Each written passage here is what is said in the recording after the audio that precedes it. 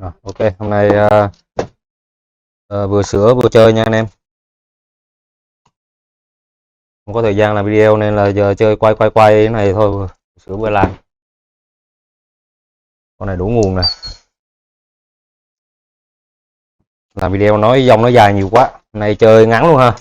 Rồi, chúc mình qua bo thì coi lên hình thì làm không lên hình thì chắc bị lỗi RAM. Còn này 4070 rồi trai B2 rồi anh em. Về RAM ha. Chuyển men qua xuất hình on bo. Về RAM quá đơn giản luôn.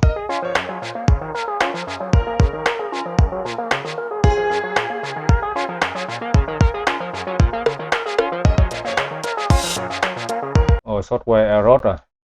Software error lỗi này khoai rồi. Software error. Rồi lỗi RAM nha. Rồi lỗi con cuối hả? Con cuối cùng. A, B, C. Rồi con C không. Ok. Con C không thì sửa RAM thôi.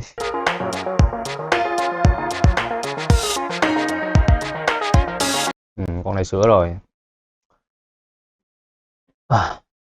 Sao mình biết sửa rồi thì lên cái niềm vui anh em ha.